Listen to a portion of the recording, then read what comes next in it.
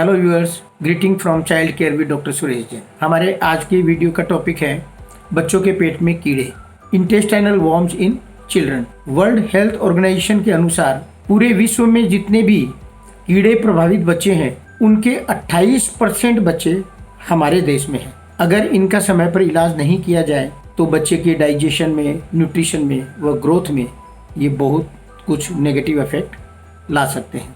भारत सरकार के health and family welfare department ने भी 2015 से नेशनल डिवॉर्मिंग डे की शुरुआत की है। प्रतिवर्ष 10 फेब को और 10 अगस्त को 1 से लेकर 19 साल तक के बच्चों के लिए सॉइल ट्रांसमिटेड हेलमिंथ्स जितने भी हैं उनके लिए डिवॉर्मिंग किया जाता है और उसमें एल्बेंडाजोल दवाई यूज की जाती है। ये कीड़े क्या होते हैं, कैसे शरीर में पहुंचते हैं, हमको क्या नुकसान कर सकते हैं, इनका डायग्नोसिस कैसे किया जाए, अगर हो जाए तो कैसे ट्रीटमेंट किया जाए, क्या हम इनको रोक सकते हैं, आइए ये सभी बातें हम इस वीडियो में जानते हैं। सब बातें जानने के लिए आप इस वीडियो को अंत तक जरूर देखिए। Let us get started. पेट के कीड़े क्या होते हैं? वैसे तो कीड़े कई प्रकार के होते हैं जो हम ह्यूमंस को अफेक्ट करते हैं, लेकिन इस वीडियो में हम 3 तरह के जो सॉइल ट्रांसमिटेड हेलमिंथ्स हैं या इंटेस्टाइन में रहने वाले जो कीड़े हैं उनके बारे में डिस्कस करेंगे। थ्रेडवर्म, हुकवर्म और राउंडवर्म के बारे में। थ्रेडवर्म इनमें सबसे कॉमनेस्ट है। ये छोटे छोटे पतले धागे के समान वाइट कलर के होते हैं और हुकवर्म इसी साइज के होते हैं, करीब करीब 1 सेंटीमीटर, बेलनाकार होते हैं और हल्के गुलाबी रंग के होते हैं। राउंडवर्म्स इनसे काफ़ी लंबे होते हैं, थोड़े मोटे भी होते हैं, ये भी बेलनाकार होते हैं। दोनों सिरों पर ये थोड़े नुकीले होते हैं और हल्के पीले गुलाबी रंग के हो सकते हैं। जैसे कोई एक रस्सी हो, जैसे नूडल्स का टुकड़ा होता है वैसे, या शू लेस के टाइप के राउंडवर्म दिखाई देते हैं। ये हमारे शरीर में पहुंचते कैसे हैं? ये जो कीड़े होते हैं इनके अंडे या लार्वा, ये दोनों गंदे हाथों से हमारे या नाक या मुंह के द्वारा हमारे शरीर में पेट तक पहुंच सकते हैं। गंदे दूषित पानी पीने से, गंदा खाना खाने से, गंदी जगह में खेलने कूदने से भी इनका अफेक्शन हो सकता है।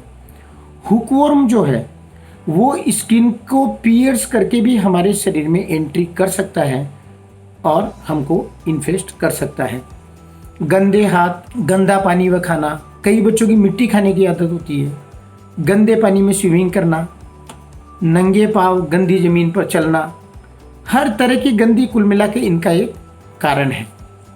एक बहुत बड़ी मान्यता है लोगों में कि स्वीट्स खाने से, मीठा खाने से कीड़े बढ़ते हैं, लेकिन ऐसा अभी तक तो मेडिकल साइंस में प्रूव नहीं हुआ है। कीड़े हमेशा तभी होते हैं जब हम जो भी खाएं, चाहे वो मीठा हो चाहे वो नमकीन हो, अगर उसमें उस कीड़े के लार्वा या एग मौजूद हैं तो वो खाने से हमारे शरीर को जाकर के वो इन्फेक्ट कर सकते हैं। एक बात ज़रूर है कि जिन बच्चों के पेट में कीड़े होते हैं उनको स्वीट्स खाने की क्रेविंग, मीठा खाने की इच्छा उनको थोड़ी सी ज़्यादा होती है। ये कीड़े हमें क्या नुकसान कर सकते हैं? हमारे शरीर में जब इनकी एंट्री हो जाती है तो ये पेट तक पहुंच जाते हैं और इनका पूरा खाना पीना हमारे शरीर के ऊपर ही डिपेंड करता है, इसलिए ये हमको बहुत तरह का नुकसान कर सकते हैं। क्योंकि ये आंत में रहते हैं, इंटेस्टाइन में रहते हैं, इसलिए ये हमारा जो भी न्यूट्रिशन है या इनको जो भी खाने की ज़रूरत है वो हमारी ही बॉडी से ये सोखते हैं। इसलिए बच्चों में वेट गेन होना बंद हो जाता है या कई बच्चों में तो वेट फॉल भी हो जाता है। बच्चा अपने आप को कमज़ोर फील करने लग जाता है, विटामिन्स की, मिनरल्स की डेफिशिएंसी होने लग जाती है जिससे वीकनेस आ जाती है, शरीर का रंग थोड़ा सा पेल होने लग जाता है, मुंह के अंदर घाव वगैरह होने के लग जाते हैं, कईयों में तो खून की कमी भी हो जाती है। ये खून की कमी ज़्यादातर हुकवर्म इन्फेस्टेशन में ज़्यादा होती है।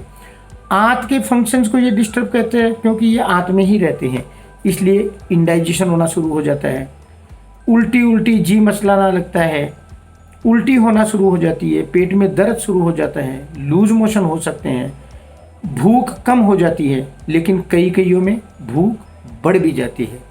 अगर बहुत ज़्यादा संख्या में राउंड वर्म इंटेस्टाइन में आ जाए तो ये कई बार इंटेस्टाइन का रास्ता ही बंद कर देते हैं, जिसको हम इंटेस्टाइनल ऑब्स्ट्रक्शन कहते हैं, और उसमें कई बार सर्जरी करने तक की जरूरत पड़ जाती है। दांतों के किटकिटाने को लेकर के कृमि के साथ में हमेशा ही जोड़ा जाता है, लेकिन ये कोई ज़रूरी नहीं कि कीड़े होने से दांतों का किटकिटाने वाला सिम्टम होगा ही, या हर बच्चे में जिसमें दांत किटकिटाते हैं उसकी कृमि हो।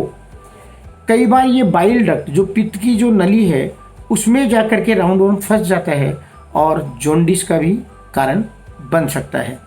कई बच्चों में यूरिन बार बार आने लग जाता है और राउंड वर्म वाले कई केस के अंदर में यूरिन बंद तक भी हो सकता है। इसका सबसे कॉमन सिम्टम है कि एनल रीजन जो है, मतलब गुद्दे का मल द्वार का जो जगह है, वहाँ पर खाज होती है, खुजली होती है, इरिटेशन होता है, बेचैनी होती है। ये बहुत ही कॉमन सिम्टम है। और लड़कियों में तो ये वर्म्स एनल द्वार से हट करके और जेनिटिलिया तक, मानी जननांगों तक पहुँच जाते हैं और बच्चा बहुत तकलीफ में आ जाता है। जब हम वहाँ देखते हैं तो वहाँ हमको छोटे छोटे धागे के टुकड़े के समान वर्म्स दिखाई दे पड़ सकते हैं। उस परिस्थिति के अंदर में 3-4 मग पानी डाल देना चाहिए और सफ़ा कर देना चाहिए। कई बार ये इमरजेंसी विजिट का कारण भी बना देते हैं। स्किन के अंदर में रेस हो सकते हैं, चकत्ते आ सकते हैं, एलर्जी हो सकती है, दाफड़े जिनको हम अर्टिकेरिया कहते हैं वो वाली प्रॉब्लम भी आ सकती है। खांसी और वीजिंग की प्रॉब्लम्स आ सकती है राउंड वर्म में और हुकमर में विशेष करके। कई बार स्टूल में कीड़े दिखाई भी दे जाते हैं। कई बार किसी की उल्टी होती है तो उल्टी में कीड़ा निकलता हुआ भी देखा जाता है, और किसी किसी के तो नाक से और मुंह से भी कीड़ा निकल सकता है। और ऐसा भी हो सकता है कि कीड़ा शरीर के अंदर है लेकिन किसी के या जिसको अफेक्ट किया है उसके कोई भी सिम्टम नहीं है, एसिम्टोमेटिक। कैसे पता किया जाए कि हमारे या बच्चे के पेट में कीड़े हैं? इसके कई तरीके हैं। एक तो मैंने अभी जो आप सबको सिम्टम्स बताए, लक्षण बताए, उनके द्वारा, स्टूल एग्जामिनेशन के द्वारा भी इसका पता लगाया जा सकता है। लेकिन अगर एक स्टूल की रिपोर्ट नेगेटिव आ जाती है, इसका मतलब ये नहीं है कि कीड़े नहीं हैं। हमको 3 दिन तक लगातार स्टूल टेस्ट करवाना है। 3 लगातार रिपोर्ट अगर नेगेटिव आ जाए तो बोला जा सकता है कि कीड़े नहीं है। नेल से स्क्रैपिंग लेकर के उसको भी टेस्ट किया जा सकता है। और कई बार तो बटक्स के दोनों साइड में टेप लगा दिया जाता है, टेप को स्टिक कर दिया जाता है रात को, और सुबह आप उस टेप को उतार करके उसको लेबोरेटरी में दे करके उससे भी टेस्ट किया जा सकता है। अगर बहुत ज़्यादा पेट में राउंड वर्म हो तो अल्ट्रासोनोग्राफी से पता चल सकता है। और ब्लड अगर हम टेस्ट करवाएं तो इसमें इओसिनोफिल काउंट ज़्यादातर अधिक मिलता है। इसका हम क्या इलाज कर सकते हैं? बहुत सारी मेडिसिन अवेलेबल है, लेकिन एक बहुत ही सेफ मेडिसिन है एल्बेंडाजोल, जो बहुत ही कॉमनली यूज़ की जाती है। नेशनल जो डिवॉर्मिंग प्रोग्राम है उसमें भी एल्बेंडाजोल का ही यूज़ किया जाता है। ये सेफ़ है, हर जगह मिल जाती है, च्यूएबल टेबलेट के फॉर्म में मिलती है और लिक्विड फॉर्म में भी मिलती है। च्यूएबल टेबलेट में 400 मिलीग्राम होता है और लिक्विड में 10 ml में 400 मिलीग्राम होता है। ये दिन के किसी भी टाइम पर लिया जा सकता है। 1 से लेकर 2 साल तक के बच्चों में 200 मिलीग्राम की डोज होती है, मतलब 5 मिलीलीटर सस्पेंशन। और जो बड़े बच्चे होते हैं उनमें या तो 10 मिलीलीटर सस्पेंशन दिया जाता है या 1 टेबलेट चबा करके खाने को दी जाती है।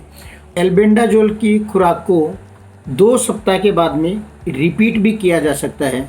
आप अपने डॉक्टर से परामर्श करके अगर आपको एक और डोज लेनी है तो आप ले सकते हैं। या अगर इन्फेक्शन कन्फर्म है, स्टूल रिपोर्ट में पॉजिटिव है या किसी के कीड़े निकले हैं स्टूल में, तो वो भी 2 सप्ताह बाद में सेकेंड डोज ले सकते हैं। अच्छा यही होता है कि फैमिली के हर मेंबर का ट्रीटमेंट एक साथ किया जाए और उनका रिकॉर्ड भी रखा जाए, जिससे हमको पता रहे कि कब लेनी है। एक मान्यता है कि गर्मियों के अंदर में ये दवाई नहीं खानी चाहिए, लेकिन अभी तक मेरे को कोई ऐसा साइंटिफिक ग्राउंड इसका नहीं मिला, क्योंकि जो नेशनल डिवॉर्मिंग डे है उनमें भी एक 10 फरवरी है, एक 10 अगस्त है, तो 10 अगस्त वाला दिन तो गर्मियों में ही पड़ता है।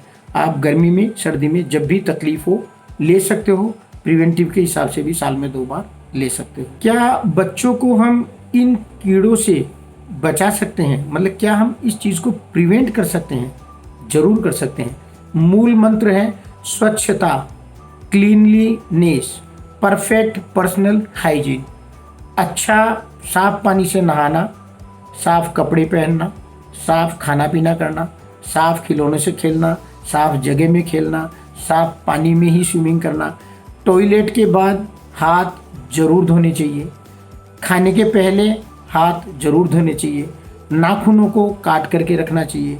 पानी, पीने वाला पानी हमेशा स्वच्छ होना चाहिए। खुले में रखे सामान को नहीं खाना चाहिए। फल व सब्जियां यूज़ करने के पहले हमेशा धो लेनी चाहिए। नंगे पांव नहीं चलना चाहिए। गंदी जगह में नहीं खेलना चाहिए। स्विमिंग का पानी साफ है, इस चीज़ का भी ध्यान रखना चाहिए। और हम इनके प्रिवेंशन के लिए मेडिसिन भी यूज कर सकते हैं। एवरी 6 मंथ्स आपको मेडिसिन लेनी है। इसका मतलब साल में 2 बार मेडिसिन लेनी है। एल्बेंडाजोल मेडिसिन लेनी है, जो बहुत ही इजी मेथड है, कॉस्ट इफेक्टिव मेथड है। और नेशनल डीवॉर्मिंग डे 10 फरवरी और 10 अगस्त, ये 2 दिन ली जा सकती है, तो सबको याद भी रख सकते हैं। तो आप सभी लोग याद रखें, 10 फरवरी आने वाला है। ये वीडियो आपको पसंद आया होगा, ज़रूर यूज़फुल होगा आप लोगों के लिए। अगर आपने अभी तक मेरी चैनल को सब्सक्राइब नहीं किया है तो आज ही सब्सक्राइब करिए। इस वीडियो को आप अपने फ्रेंड्स से, रिलेटिव्स के साथ में शेयर करिए। वीडियो अच्छा लगा तो लाइक करिए। और कोई भी अगर आपकी क्वेरी हो तो आप कमेंट बॉक्स में मेरे को बताइए, जिससे मैं उनको उत्तर दे सकूं। Thank you very much.